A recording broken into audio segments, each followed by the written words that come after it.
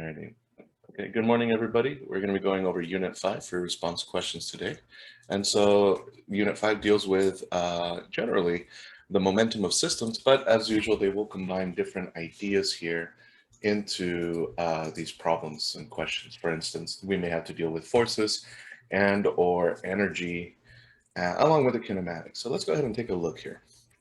So just one of the things I try to do is I like to look at the diagrams right before I read the questions, just to kind of visualize what the heck's going on. So here it looks to me like we're going to be releasing block X along some height, and then they're going to collide. And it looks to me like they may stick, they may not, but I'm not going to read that much into it. We're just going to say that, okay, the ramp gives this guy some speed, and it collides with another block. Let's go ahead and see now. Oops, let me change my cursor here so that I can scroll. Okay, so and let me get my highlighter. A solid block of mass mx, nice. We can treat it as like a point mass. Maybe placed at different locations along a ramp and its curve. At the bottom of the ramp is a solid block of mass y, my, that is at rest on a horizontal surface. Figure 1 shows both blocks before block X is released. A group of students must graphically determine the relationship between the release height of block X and the speed at which the two block system travels after the blocks collide and stick together. Okay, nice. Figure 2 shows both blocks after the collision. Frictional forces between block X and the ramp and between both blocks and the horizontal surface are considered to be negligible. Okay. So between block X and the ramp, and then the two blocks and the horizontal surface, we have no friction. So question A here reads, state the basic physics principles, laws, or equations that students could use to graphically determine the relationship between the release height of block X and the speed at which the two block system travels after the blocks collide and stick together. So I'll let you guys kind of think of it. And I want to see what buzzwords, if you will, physics buzzwords come into mind in this scenario. Oh, let me move my web palette. Keywords. Okay.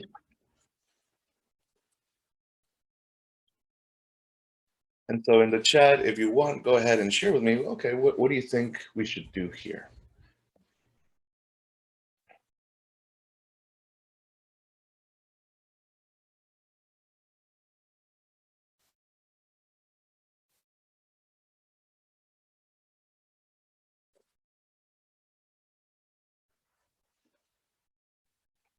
Alrighty then. So the thought process is, okay, these blocks are not moving originally, but the height gives this guy speed. And one way we can think about it is, well, we can get the height and the speed relation very quickly. We're going to use energy conservation from the point that it is released to the bottom of the ramp. So we could say, especially if this ramp is considered to be frictionless, let me change the thickness on my pen here. Let's see here, is this too thick? So when the block, oh, sorry, not the block, but block X, when block X is released from the ramp,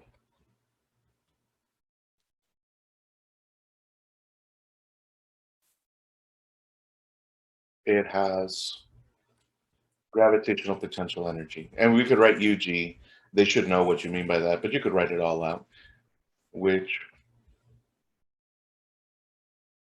will be converted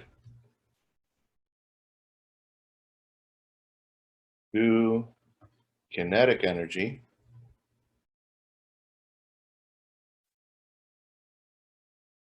as it goes down the ramp.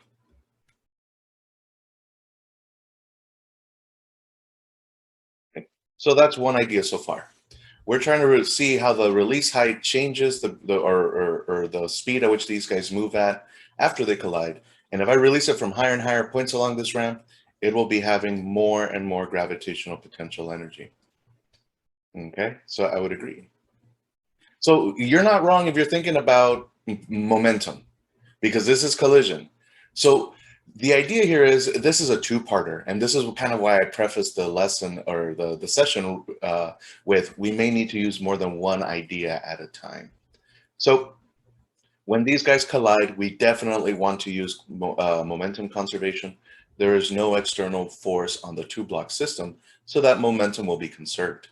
Now, to get that momentum, we probably need to get velocities, which means that we want to use that gravitational potential energy becoming and transforming into kinetic energy. Once block X is in contact with block Y,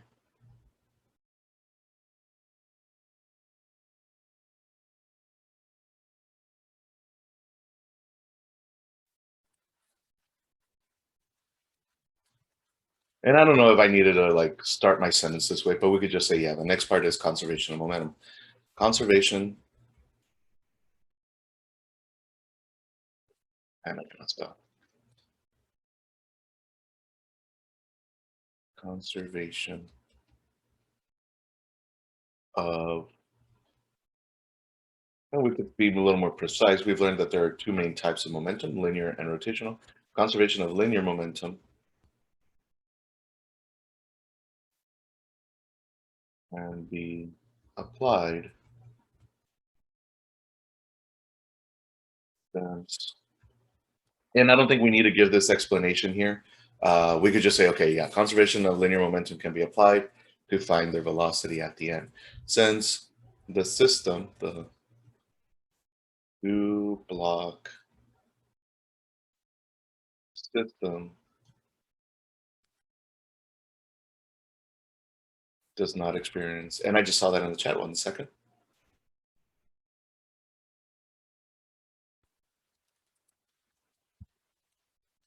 has no net external force.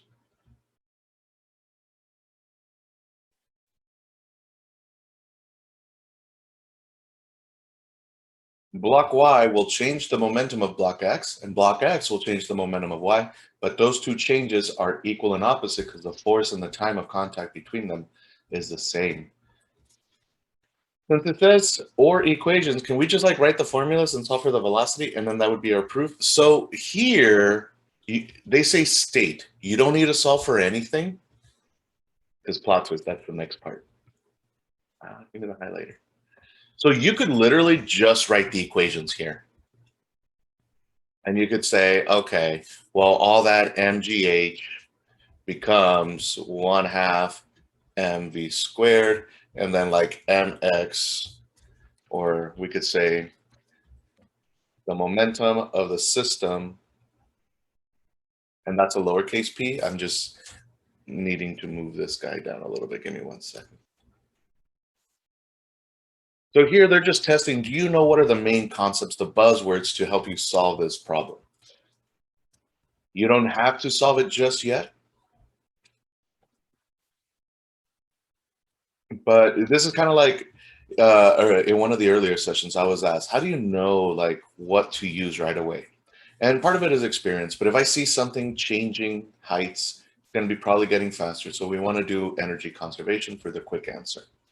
If we knew the forces along the ramp and the displacement, we could get that velocity, but energy is faster. As soon as I see things colliding, I should be thinking momentum. If things are spinning, I'm thinking torques and angular momentum.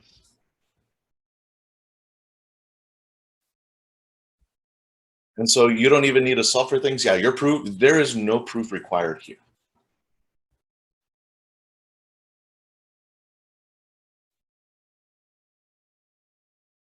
So sometimes, and it's very rare that they do this. Usually you need to like justify your thinking or your explanations, kind of like I did here. For instance, so this part where I say, since the two block system has no net external force, I don't need to write that. I could just say, yeah, conservation of linear momentum, and we're good. So then that should be this one here, either the equations of And we could say here the mass of X, oops, mass of X, and this would be the final velocity of X.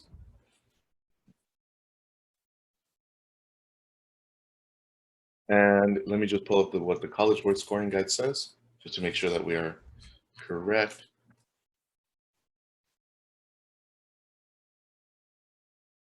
Kind of like usually, like AP Physics free responses are like a very Goldilocks situation. Just the right amount of words. You can really hurt yourself by like saying too much or trying to sound smart, because sometimes you'll even contradict yourself and you won't notice it. So just sometimes try to just answer the question, and it's hard, you know. So here they say the collision of the two block. Oh wait, no, that's not the question. That part C. Maybe you guys got a preview to the answer on that one. There we go. Let me get this.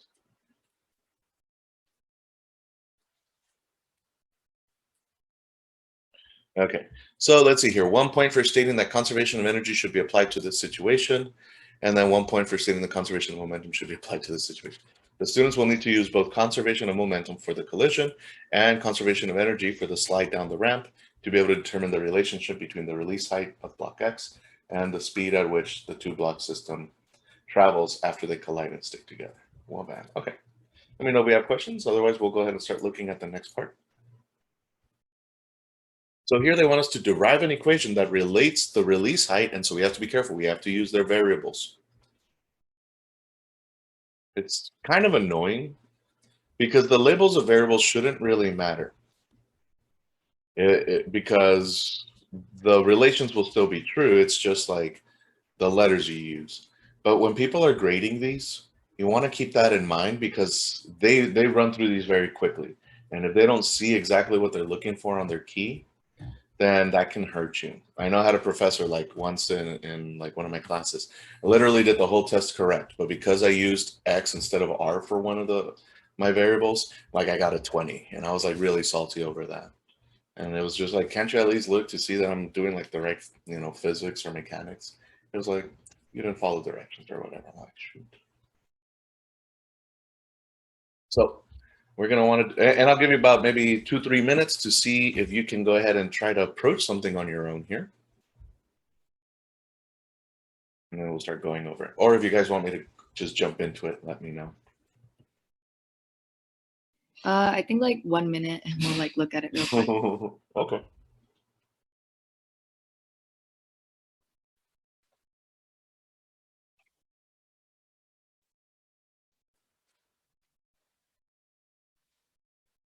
It's like a warpstone glow.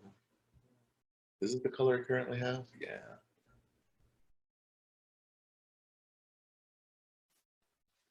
A little more battery contrast.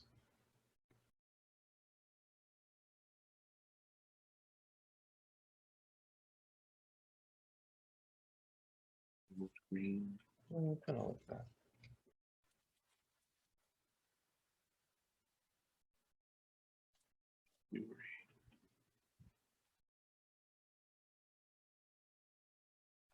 Now these look too blue.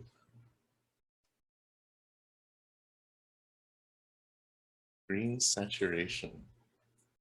All right. Okay. So we kind of want to break this down. So we'll look at the energy conservation at the beginning first. Oh, I actually don't like this color as much as I thought I would. I probably shouldn't waste y'all's time, like just dilly-dallying trying to get the right color. Okay. So what's the idea? So at the very beginning, we have all that gravitational potential energy, and that's block X. So it's giving me the mass of block X times the acceleration due to gravity times the height of release for block X. Oops. So we're going to use a capital H. And all of that is going to become kinetic energy, 1/2 the mass of block X times, now here they want us to eventually find the speed Vs. So for now, we'll just go ahead and call it V of X squared. This is the velocity that block X moves with when it's right here, right before colliding. Okay, so then let's go ahead and say, well, the mass cancels. If I try solving for the velocity here, I multiply by 2, I divide by mx, that's my reciprocal. And so we do the same thing to the left to maintain equality. And so we get 2GHX equals.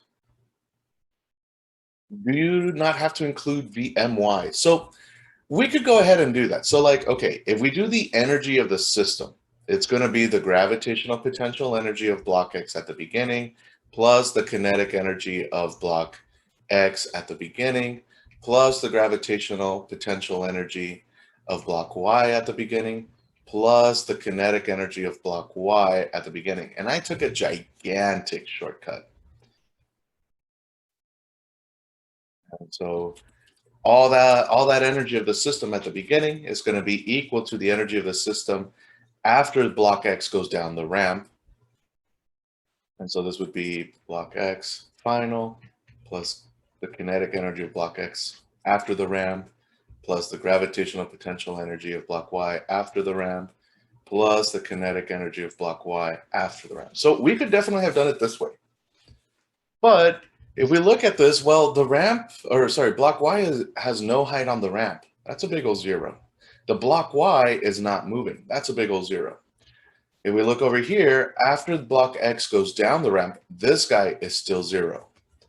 And this guy is still 0 because this is the process of, so this right here,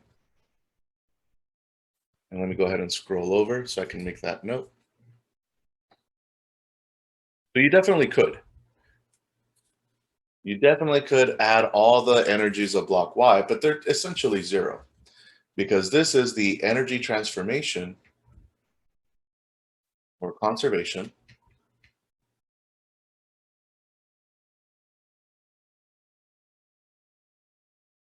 as block X goes down the ramp up to just before colliding.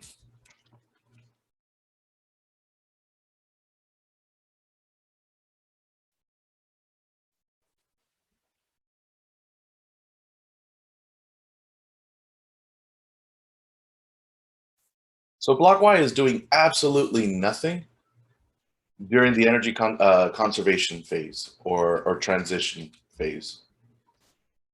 Very important. We cannot use energy conservation for when the blocks move together.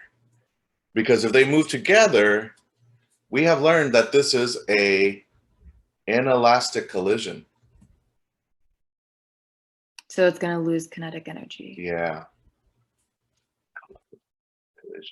So we can only do it right up until they meet. So you could do that, but because they're all 0, we might as well just say block X is the only one doing energy transformations.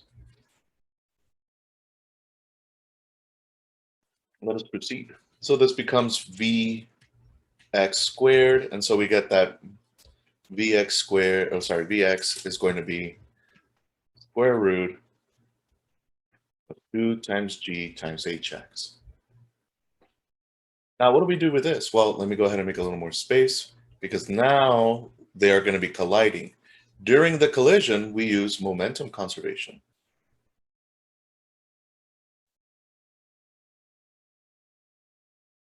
And we use that to model the collision. So at the very beginning, we have mx moving with some velocity vx. And then we have block Y with mass my with some original velocity vy original equal to 0.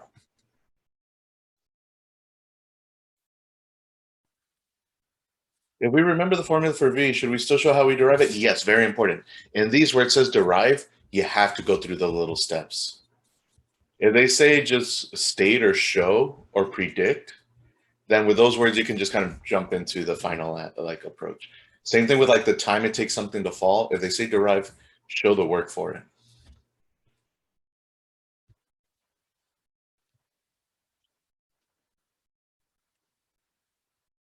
The collision happens, and then now we have mass X somehow got bigger and mass Y all moving with some velocity Vs. Just trying to visualize this so that we know where our numbers go. Okay, so in momentum conservation, the momentum of the system before equals the momentum of the system after. And so we don't have to say, you know, the momentum of the system original equals, that looks like a psycho, the final momentum of the system. But it's good to just let them know. I mean, we already said that we're doing momentum conservation. So this becomes mx, oops, let me put my x more as a subscript,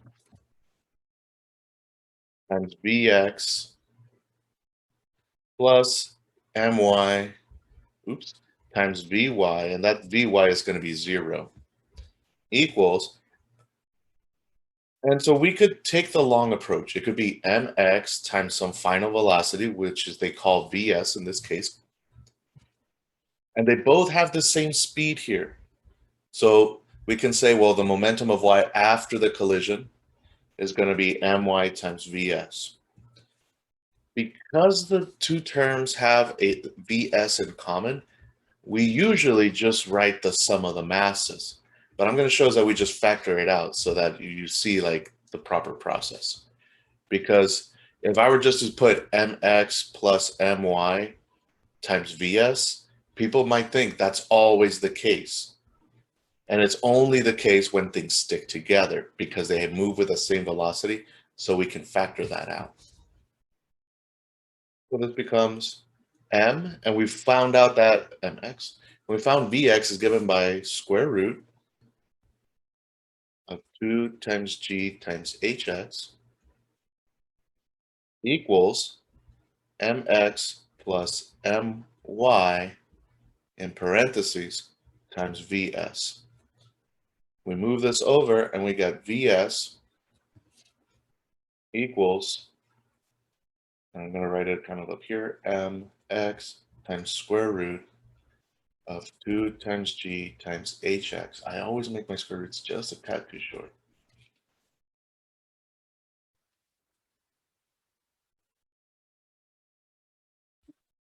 All over the sum of the masses.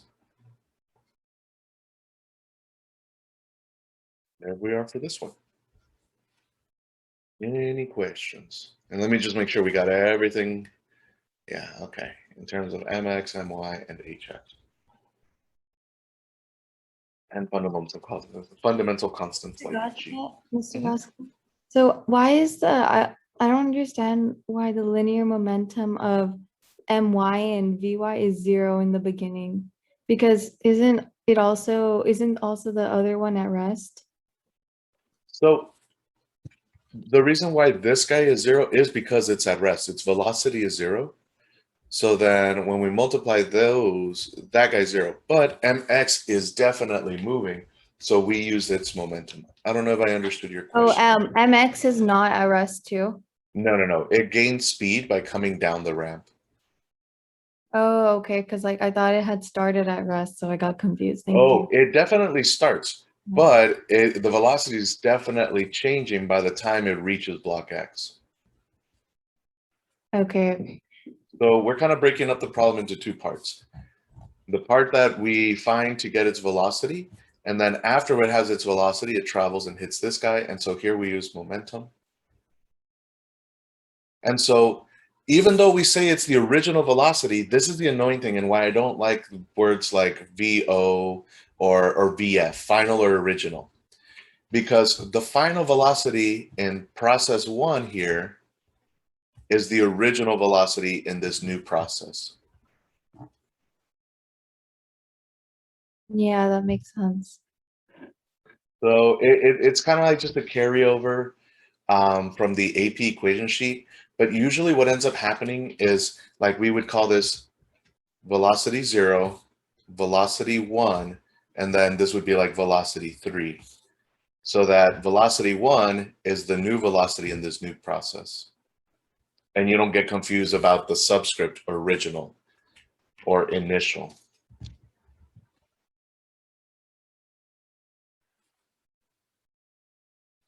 If you guys remember, we had that one test last year or last semester where the Wile E. Coyote problem, where he sees a rock coming.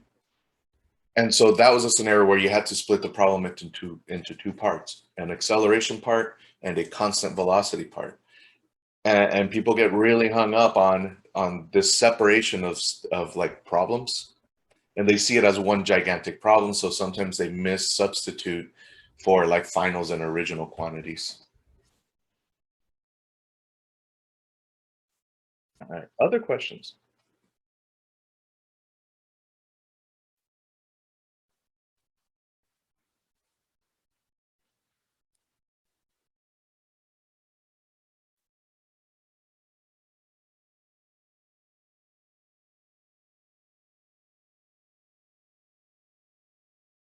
That may not be. So here we can kind of think of it as like the initial state is block X has finished going down the ramp.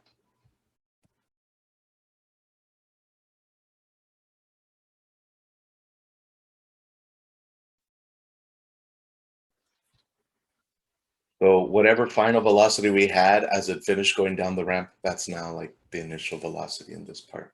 Okay, so let's go ahead and look at the next one if there aren't any other questions. And it says, design an experimental procedure the students can use to graphically determine the relationship between the release height and the speed of the two block system as it travels after the blocks collide and stick together. In the table below, list the quantities and associated symbols that would be measured in your experiment and the equipment used to measure them. Also list the equipment that would be used to measure each quantity. You do not need to fill in every row. If you need additional rows, you may add them to the space just below the table. So think about, okay, what kind of things should we be measuring here? What symbol are we going to use for them? And then what is the equipment used to measure those quantities?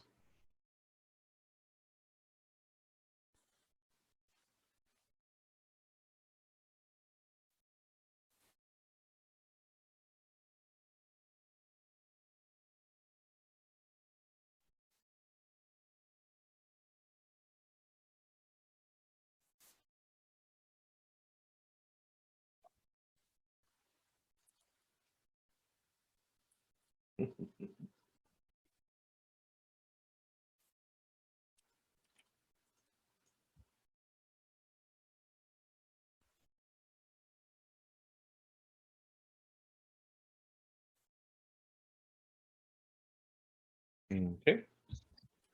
So let's see here. If we look at our expression, we're probably going to want to measure the masses. So quantity to be measured, mass of blocks. And I don't know if I can fit this. And the symbol for that would be my and mx.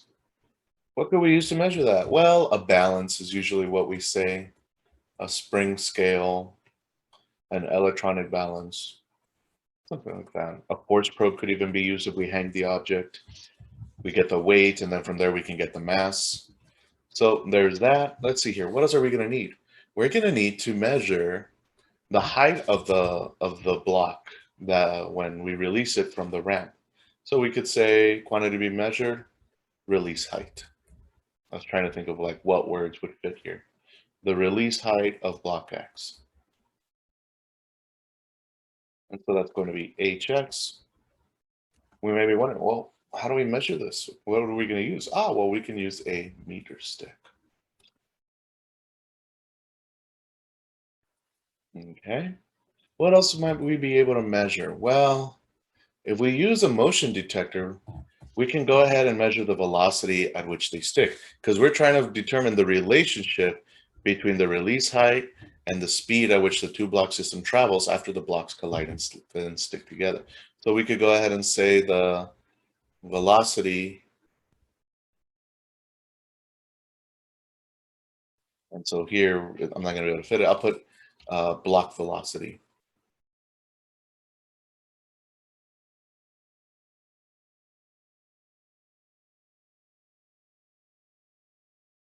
And then here I'll put after collision. And so if they're reading this, they should hopefully recognize, okay, they didn't have enough space. So they're talking about that part. Okay. And what is that going to be? VS. And what could we use to measure this? We could use a meter stick and a stopwatch, but we're not going to be able to measure the velocity directly like that. We'd have to calculate. So here we could say motion detector.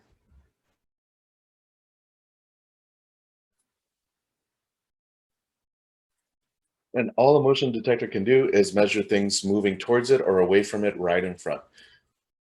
So maybe as block, let's say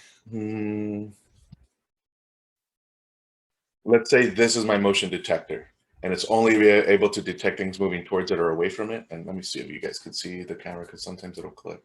Okay. Oh, wow, it actually, no. Okay, yeah, I thought it was like, okay. So as this object is moving, does it show my hand? Okay. So as this object is moving, or really block X and block Y move towards it, it can measure the velocity as it moves towards it or away from it. So we're just going to put it at the end of the track. Block X is all the way out in the distance, sliding down the ramp. It collides and sticks with block Y. They move together, and then we can measure the velocity as they approach the motion detector. Any questions so far?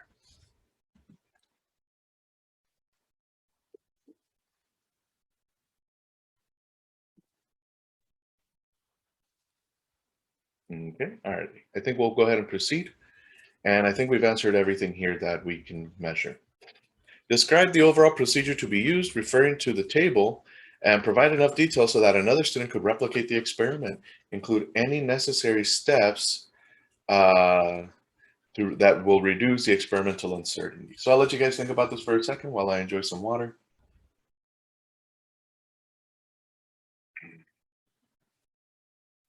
Stay hydrated, people.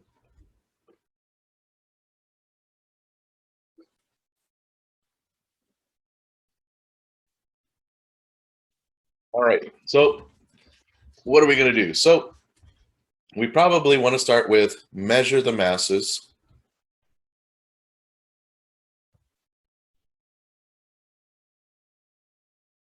of block X and Y. And we could say with a scale or balance. I called it a balance, so I'll keep it consistent here. Step 2. We could like choose the release height with the meter stick, or we could measure it either way. Place block X on the ramp and measure its release height with a meter stick. All right, what else can we do? It's not double 2. Give me a 3. Let's see here. So it's going to slide down. At some point, they need to collide, and then we're going to measure the velocity, okay?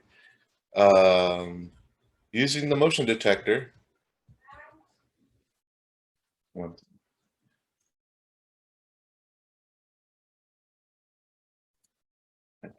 So using all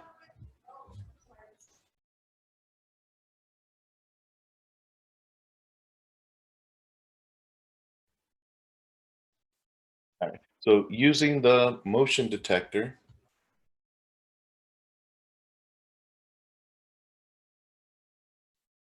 record the velocities, or really the velocity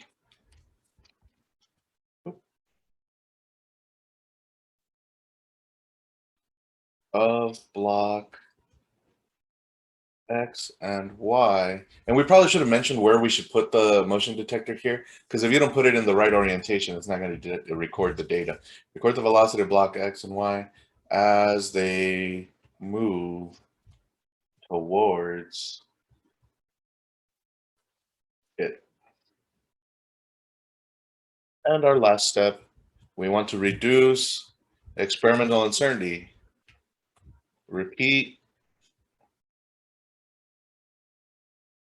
And chances are when they collide, their masses shouldn't change, but maybe these guys collide and they lose some mass, it gets chipped off or whatever. So I'd say like repeat all the steps. A lot of times people might just say, well, repeats like steps 2 and 3 here. And you know what? Chances are the masses wouldn't even change that much if the block started to chip. So probably measuring the mass again's not important. But we can repeat the process for different heights. We usually only want to change one thing in an experiment, and because we're trying to see how the release height affects the speed, that's probably the one thing we should change for different release heights.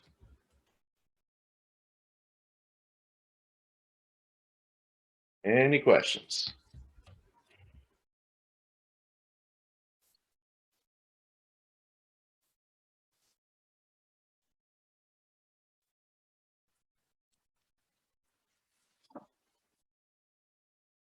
Okay, just saw the chat. 1 second, let me check it out. For these experimental questions, would you just always recommend to say, to repeat the process in case they can give you a point?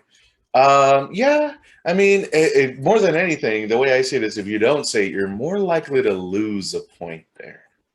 Okay, so be careful. For any kind of experiment, it's kind of understood that you should always try to repeat the process for different trials and change one thing. The important thing here is to like state, okay, what is that one thing we're going to change? And just say, yeah, like repeat or whatever. Let me go ahead and look at the scoring guideline to see if they gave a point or for that and whether or not we would have earned it. Yeah, okay, so check it out. Let me go ahead and paste that here.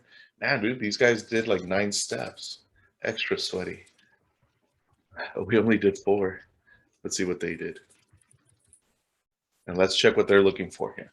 1 point is earned for listing relevant and appropriate equipment that matches the measured quantities. I think we're good on that.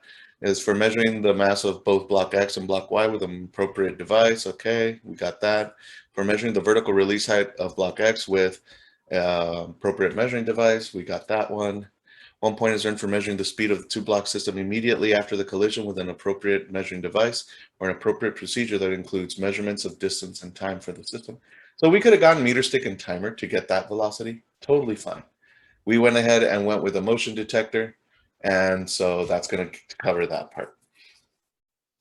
And then 1 point is earned for attempting to reduce uncertainty.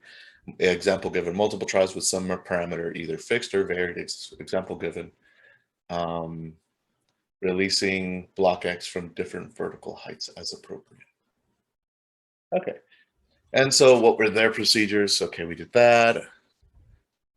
Okay. Step 2 is kind of, our step 2 is kind of like theirs. It's a little extra. Place a motion detector in front of block Y. Yeah, so here they actually enunciated in step 3 the orientation for the motion detector. I kind of cheated and combined it here using the motion detector record the velocity as they move towards it. And they're being explicit here where they measure the release height of the center of mass of block X. Really important. I do feel like I should have been a little explicit in that. When we're measuring heights in gravitational potential energy exchanges, we really want to measure to the height, to the center of mass. But for instance, let's say the center of mass for, I don't know, this cup here is 4 centimeters from the bottom. If it goes down the ramp, the center of mass, when it's at the bottom of the ramp, is still going to be 4 centimeters above the ground. And so the only actual displacement is just the change in height, the height of the ramp. But it's still best practice to measure to the center of mass. It really shouldn't change things unless you're dealing with rotation. But even then, it's not minimal. Okay, and so those are our examples. All right. Let's go to the next question. Let me shrink this a little bit as this is quite large. I think I want to turn off my fan. My eyes are getting kind of dry. Okay. So let's see here. Students, repeat the experiment, but replace block X and block Y with block W and block Z. and that have identical masses, which is capital M. Earlier, the block X and Y had their own separate masses. Here, W and Z happen to have the same mass, capital M. When the experiment is conducted, the students observe that the blocks do not stick together. Nice. Okay. The students predict the speed of block Z after the collision by assuming that the collision is perfectly elastic. That means that there was a perfect conservation of energy. They then collect data about the actual speeds of both blocks immediately after the collision, as shown in the table. And part C says, why does the predicted speed of block Z after the collision not agree with the actual speed of block Z? So if we look at the block Z, the predicted velocity was 1.5. Turns out it's 1.3. At some point, it should have been 1.9. And in that trial, it had turned out to be 1.6. They do it at another trial, and they predict it to be 2.43. And it's always appears to be lower. So think about why that might be.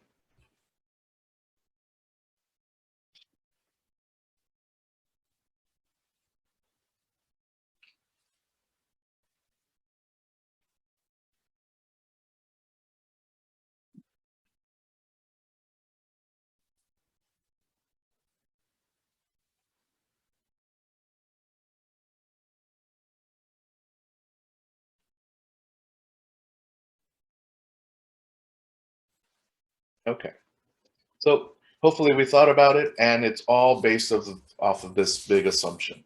They assumed that the collision would be perfectly elastic. If it were perfectly elastic, energy would be conserved.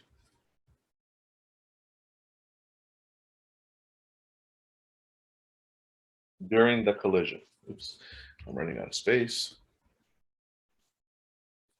Would be conserved during collision, which is not the case.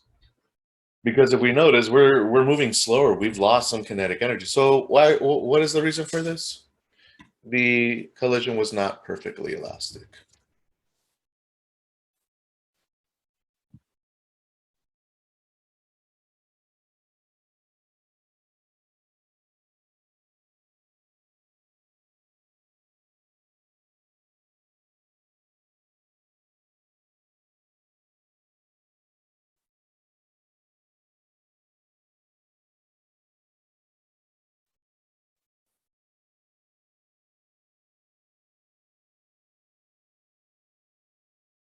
And so what might cause this collision to not be perfectly elastic? Some of the energy may have been lost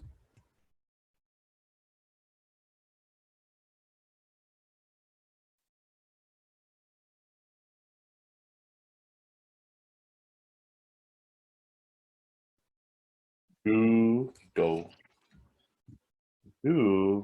to deformations. For instance, maybe one block happened to deform the surface of the other, like in a crash.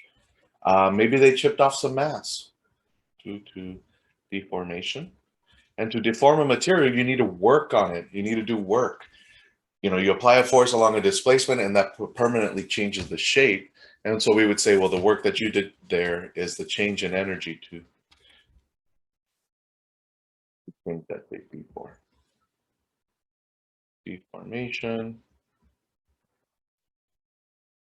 or friction between the blocks or friction with the surface.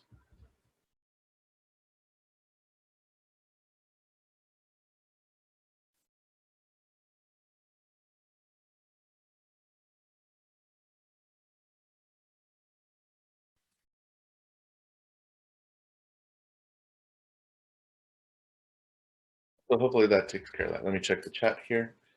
To sound, to heat, yeah, we could even say could be loss to deformation, sound, or heat.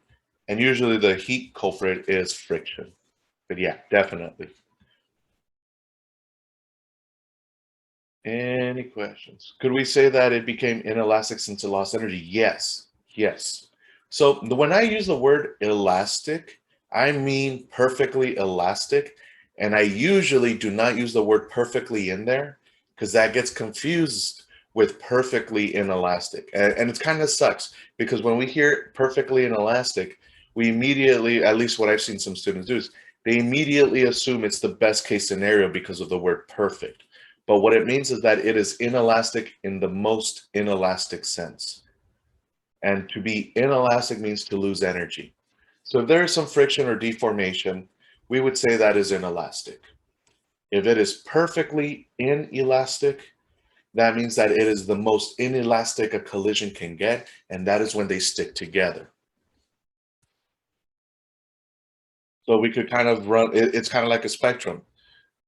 So we have,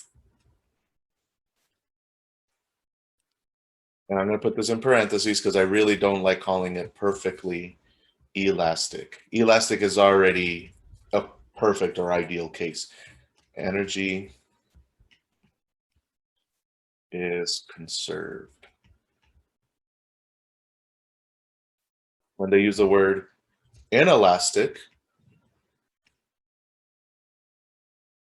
sometimes they will use partially inelastic.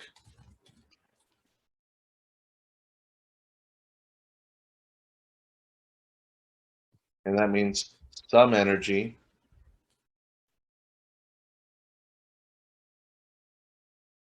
is lost to heat, sound, deformation, the surroundings.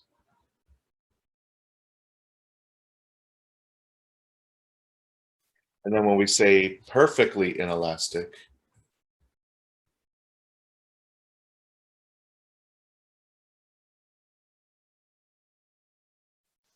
we would say some energy is lost, and more so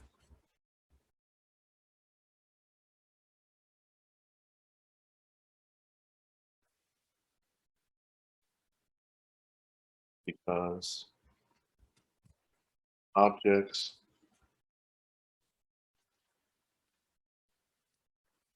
stick together.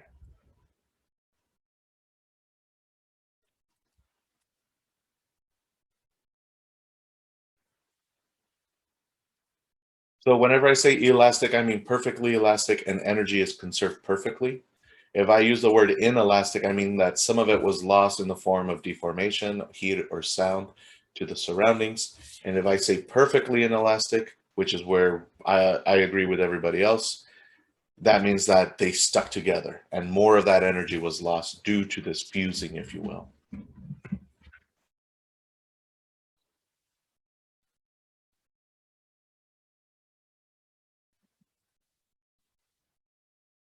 Any other questions on this one? Because if not, we'll jump to question number 2 here. So this is going to be a little bit shorter. And so I'm not seeing any questions. We'll go ahead and dive in right away. Okay. So a ball is thrown toward the ground. The figure shows the direction of the ball before it reaches the ground and the direction of the ball after it bounces off the ground. After the bounce, the ball leaves the ground with the same speed it had before. So the magnitude of velocity has not changed. But if we look, the direction definitely has. The angle between the ground and the ball's direction of travel is theta, not before and after the ball bounces off the ground. The positive directions are indicated in the figure. So up is positive, to the right is positive. Each grid below represents a component of the change in momentum of the ball as a result of the bounce. On each grid, draw a vector arrow to indicate the direction and relative magnitude of the change in momentum of the ball as a result of the bounce. If there is no change in momentum for a given component, write no change under the corresponding grid. But we'll let you guys think about it, and so we'll see, what is the change in momentum for the ball in the horizontal direction? What is the change in momentum of the ball in the vertical direction? I'm sorry. Whew.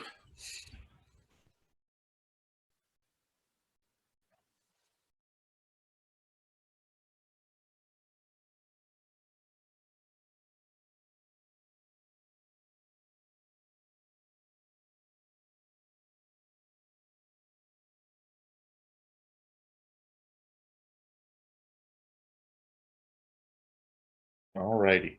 So looking at this, because it has the same fastness, the hypotenuse, or the velocity that this thing is moving at, is the same in both instances. Let me make my B a little better.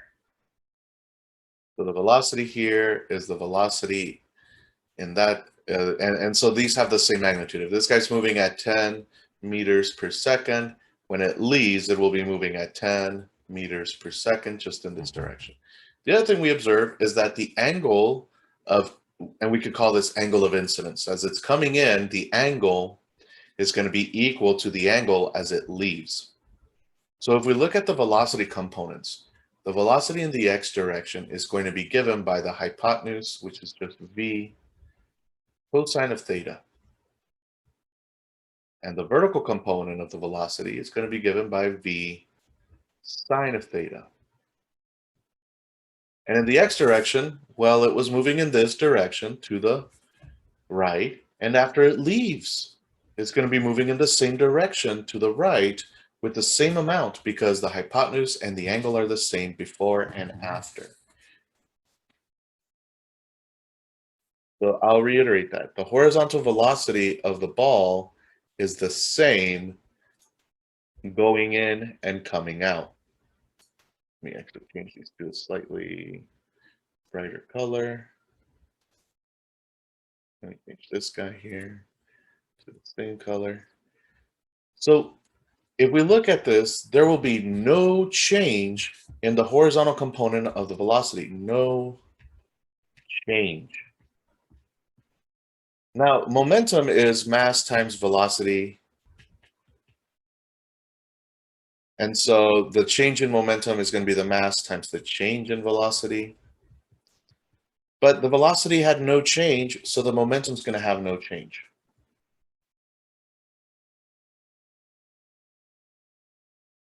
And hopefully we remember this, because we had a couple of questions that had these rebound effects with the same angle.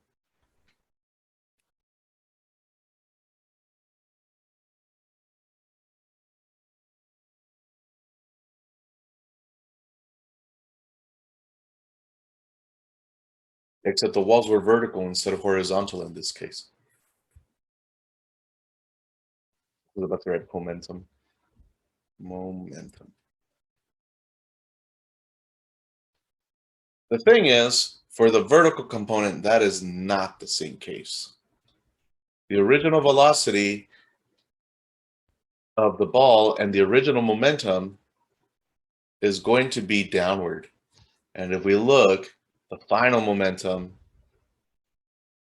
is going to be upward. I'll just write Vy, and which is the same direction as Py. So if we look at this, the change in momentum in the y direction is going to be the final momentum minus the original momentum. And we can do this with arrows. The final momentum is an arrow up minus an arrow down. And we have to be very careful. This could make it seem like there is no change because the arrows cancel out. We may be thinking, hey, this bad boy here is going to cancel out that arrow, but not the case. We can think of it as the flip of this. Because this velocity is downward already, this can really be the minus a negative quantity. So we really flip it and we add them, and we do find that the change in momentum is going to be in the vertical direction. One way to think about it is, hey, if I have a ball coming in downward and then it's leaving up, something had to hit it up. This is where when people were doing the problems, they kept getting zero velocity change, so zero momentum change, and they were getting it wrong. It's like, remember, because these velocities are in different directions, the momenta are in opposite directions. So when we subtract them, one of these is kind of considered a negative already, so you actually end up adding it.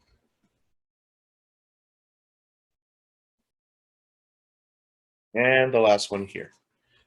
A ball of mass m is released from rest at height h1, n1, above the ground.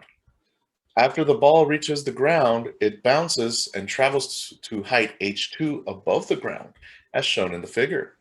In a clear, coherent paragraph length response, and we have to be careful. A paragraph does not need to be a million sentences, okay? It could be 2, 3, 4, maybe 4 at most. I think for physics, within 3 sentences, you should hit the nail on the head. It depends. That may also contain equations, drawings, explain using conservation of momentum and conservation of energy why H2 is less than H1. So I'll let you guys think about this. Why, oh, why did it not bounce to the same height as before?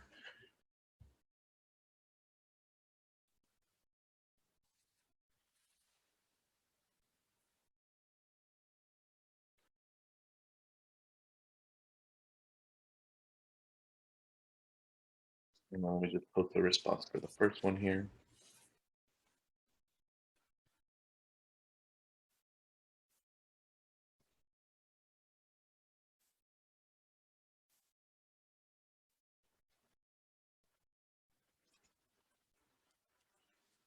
And there's our solution from the College Board.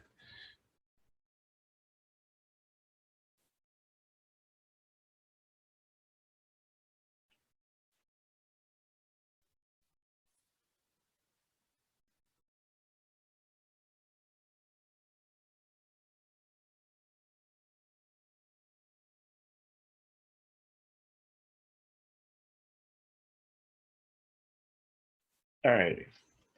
So let's see here. So as, whoops, we could say as the ball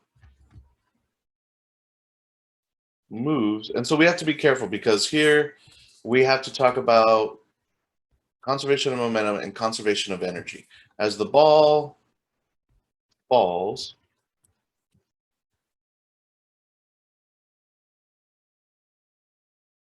the gravitational, and here I feel like I'm gonna have to be a little sweaty. The gravitational potential energy, and we could just say the ball. I think we agree that the ball has gravitational potential energy, but remember, an object alone does not have potential energy. It has to be part of a system. Of the ball Earth system,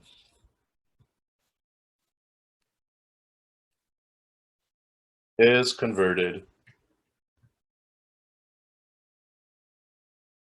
into kinetic energy.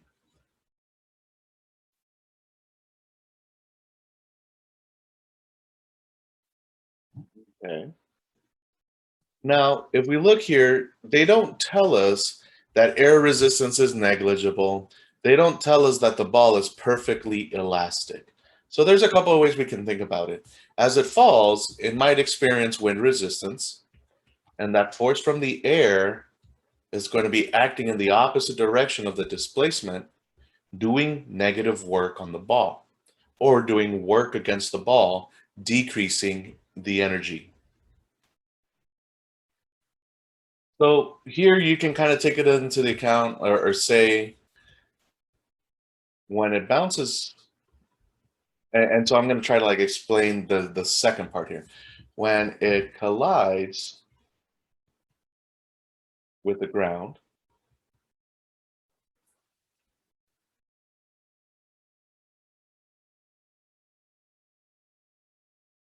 the ground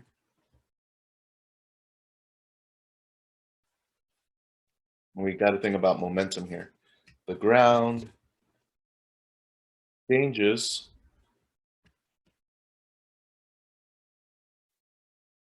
the momentum of the ball so that it bounces back.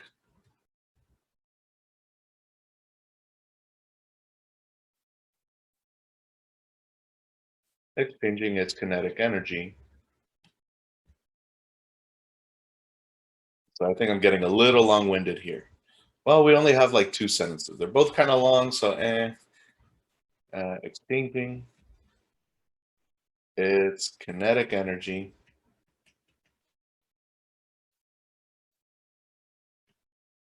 into gravitational potential energy.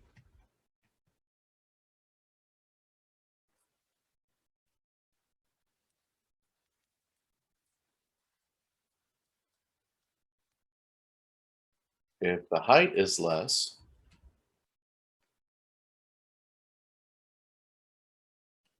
than 4,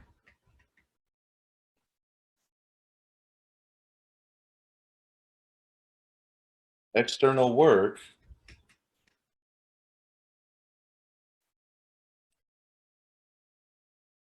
was done on the ball decreasing its total mechanical energy.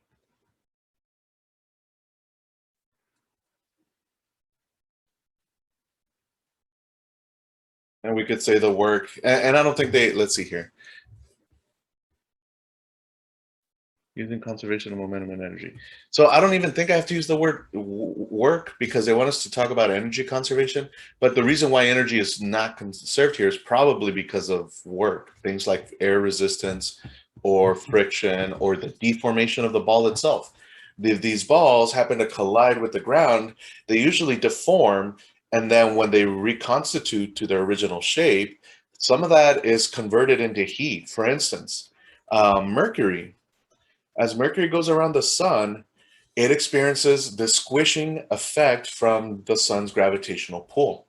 And that squishing will actually heat up Mercury and it keeps the inside of Mercury melted. And so it happens to have a very weak magnetic field because of that, when we thought it would be geologically dead and not have a magnetic field. So as you squeeze things, you're doing work on them and they get hot.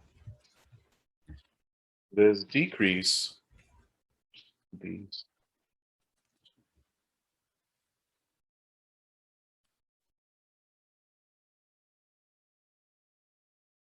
could come, and even the ground itself can get deformed.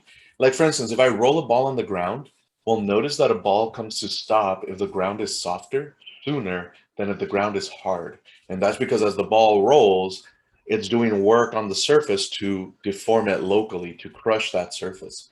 So like if you've ever rolled balls like on an inflatable like mattress or a mattress, it comes to a stop much sooner than on the ground, and it's because of this deformation work.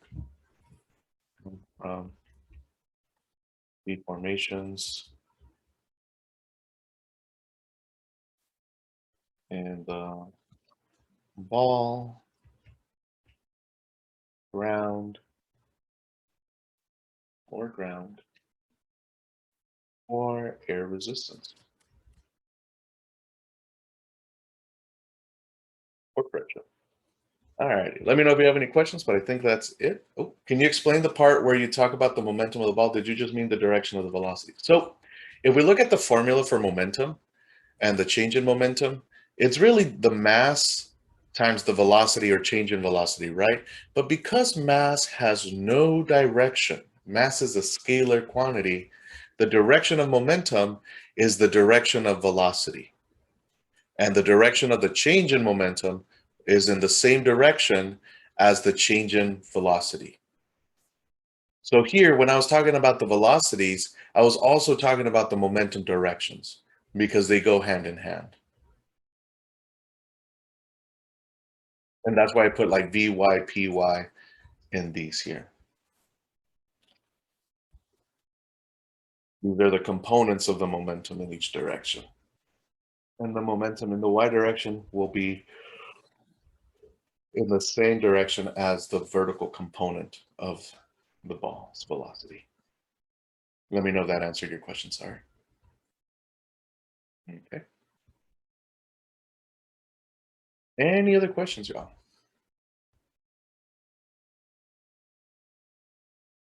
And then we can kind of look at the College Board response real quick. Ah, wow, their response is actually very long. This is an English style paragraph. So let's see here. Reasoning statement, the gravitational potential energy of the ball or system is converted into kinetic energy immediately before the ball reaches the ground. During the bounce, mechanical energy is converted into non-mechanical forms of energy, which decrease the kinetic energy of the ball after the bounce occurs. This is where I was talking about deformation.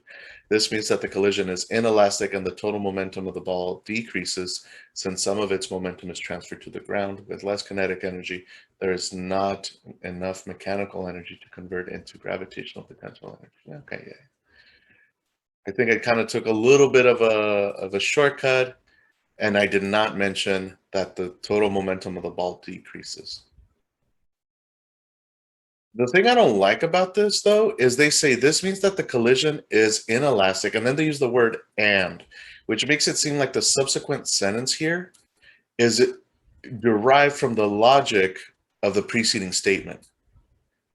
Which, if we remember, even in inelastic collisions, momentum is conserved. So this kind of statement right here is confusing. It's technically incorrect because even though the collision is inelastic, which is true, if we're losing momentum here, or if we're losing energy here, the collision is inelastic. But that has nothing to do with the momentum. The momentum here should be conserved. The main difference is because we lose kinetic energy, we have less energy to work with afterwards.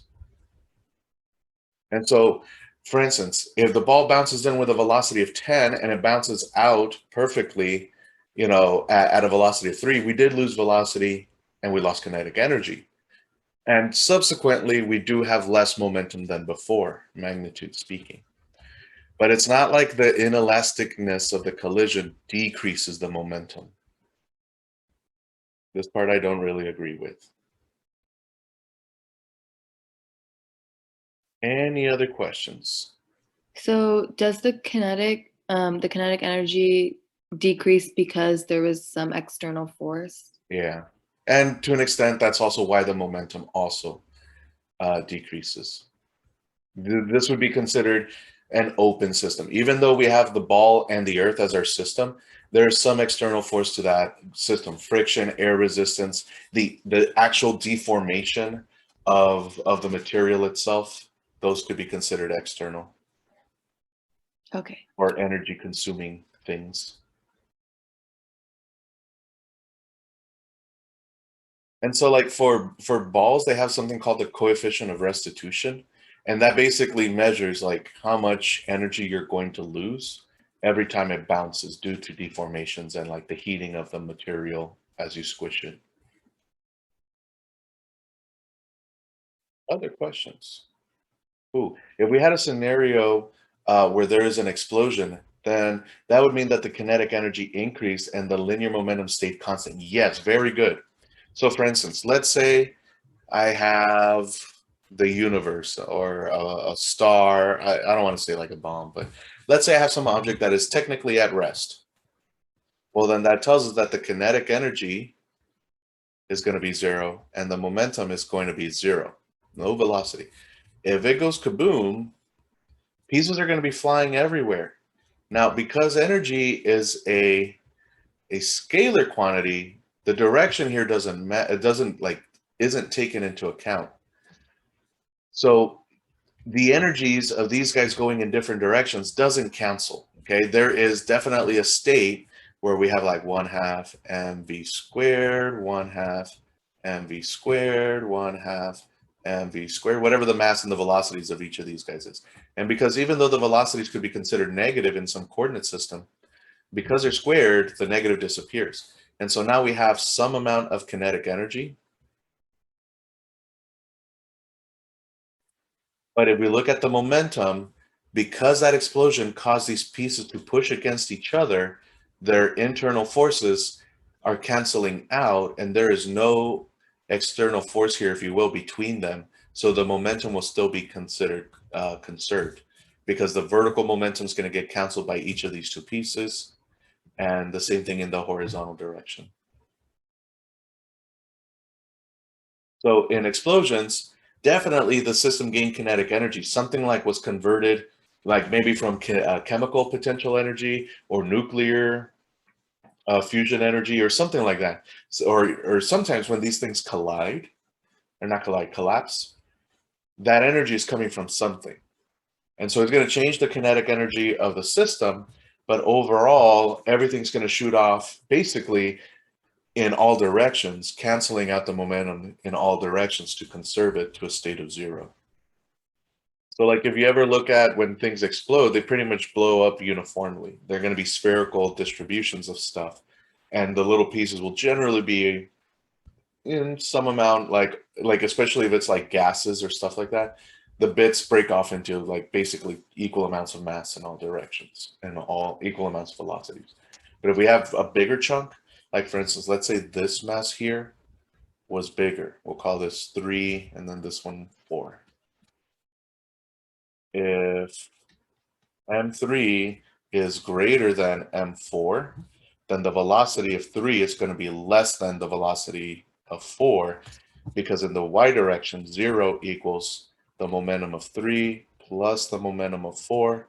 But one of these guys is moving in the opposite direction. 0 equals M3 V3 plus M4 V4. Oops.